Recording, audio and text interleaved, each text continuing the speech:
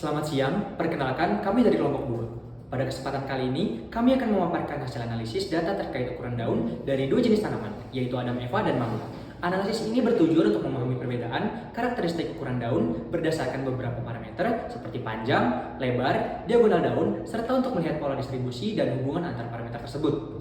Data yang telah diolah divisualisasikan dalam bentuk grafik seperti scatter plot, histogram, dan box plot yang memberikan gambaran jelas tentang perbedaan dan hubungan ukuran daun dari kedua jenis tanaman ini.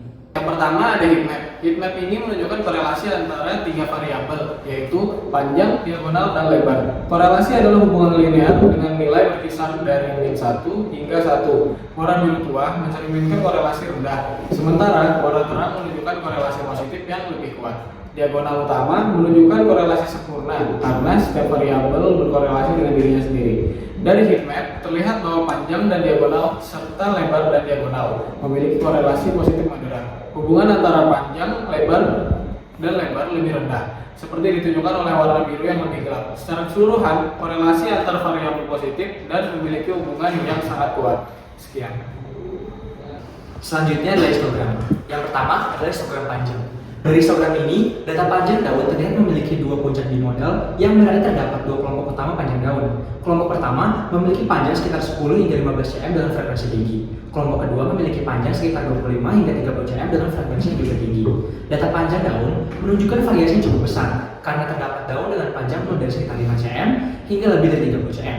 Adanya dua puncak pada histogram ini dapat menunjukkan adanya dua spesies tanaman berbeda, dua jenis kondisi pertumbuhan, atau faktor lain yang menyebabkan variasi signifikan dalam panjang daun. Yang kedua adalah histogram lebar. Data ini menunjukkan bahwa sebagian besar daun memiliki lebar di sekitar nilai 2,5 cm dengan frekuensi tinggi mencapai lebih dari 20 daun. Setelah puncak ini, frekuensi menyebar secara lebih merata pada interval lebar lainnya, khususnya di kisaran 3 sampai 8 cm.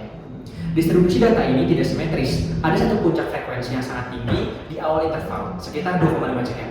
Kemudian diikuti oleh penurunan tajam dan penyebaran lebih merata.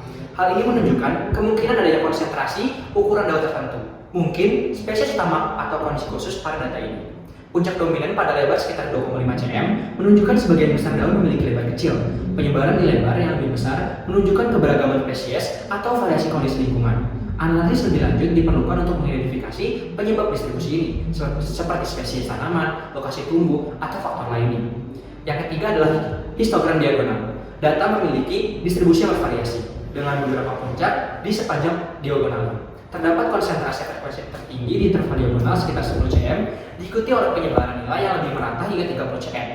Tidak terlihat pola simetris, melainkan terdapat fluktuasi yang cukup signifikan di berbagai interval. Pola distribusi ini memungkinkan mencerminkan variasi jenis atau kondisi daun karena terdapat perbedaan ukuran diagonal cukup besar. Frekuensi tinggi pada diagonal yang lebih kecil, yaitu 10 cm, dapat mengindikasikan daun dari kelompok tanaman tertentu yang lebih dominan. Frekuensi tinggi pada diagonal yang lebih kecil 10 cm dapat mengindikasikan daun dari kelompok tanaman tertentu yang lebih dominan. Variasi panjang diagonal ini juga menunjukkan bahwa data mencakup beragam jenis atau kelompok daun. Pola fluktuasi yang terlihat mengindikasikan kemungkinan pengaruh faktor lingkungan atau genetik terhadap ukuran daun dan diagonal daun. Selanjutnya untuk box plot. Panjang daun Adam Eva memiliki persebaran yang lebih kecil dibanding panjang daun mangga. Median panjang daun Adam Eva berada di 12,8 dan tidak ada outlier yang signifikan. Sedangkan pada panjang daun mangga memiliki persebaran yang lebih besar dibanding jenis Adam Eva. Median panjang daun mangga berada di 27,4 dan terdapat beberapa outlier di bawah maupun di atas.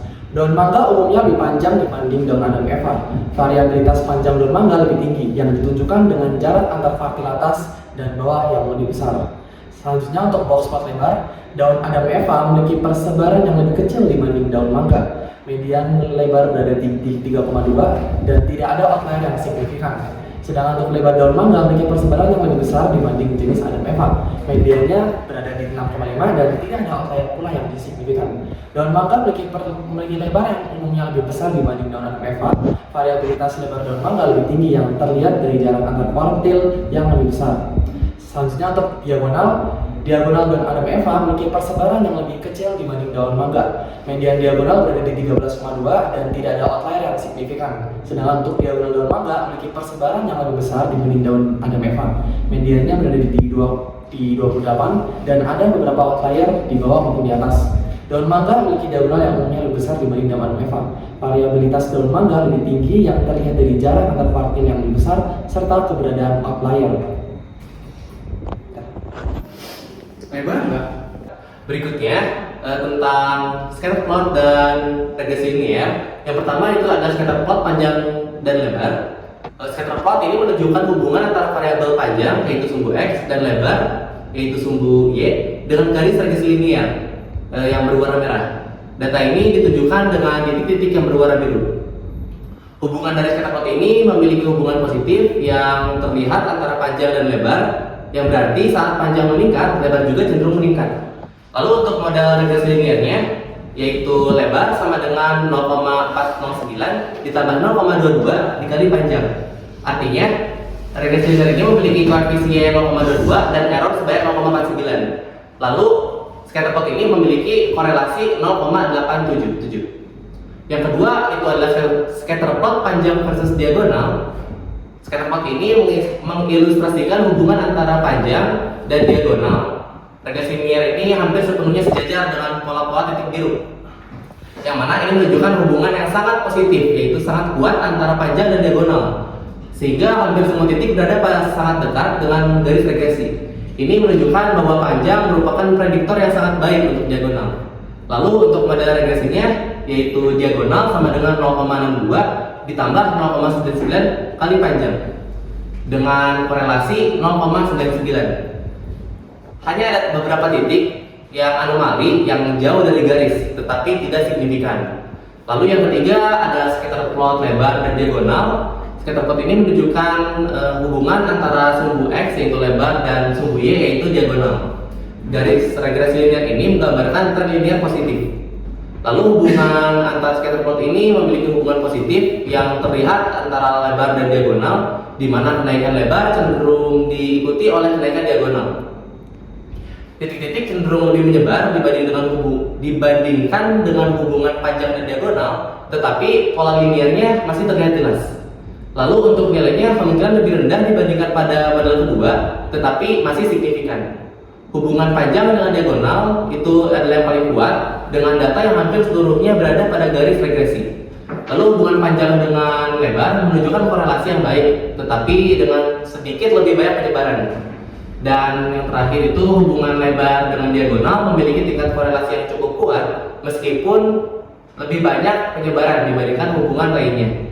Lalu untuk model regresi yang terakhir yaitu diagonal sama dengan 3,8459 ditambah 3,4 kali lebar, yang mana 3,4 ini adalah koefisien dari regresi linear dan 3,8459 ini merupakan error pada regresi tersebut. Lalu scatter plot ini memiliki korelasi 0,87. Kayaknya kejauhan anjir. Grafik di atas adalah density plot yang menggambarkan distribusi data 3 keadaan, yaitu diagonal, lebar, dan panjang. Berikut penjelasannya. Komponen grafik pertama ada sumbu X atau nilai, menunjukkan nilai-nilai data dari kolom diagonal, lebar, dan panjang.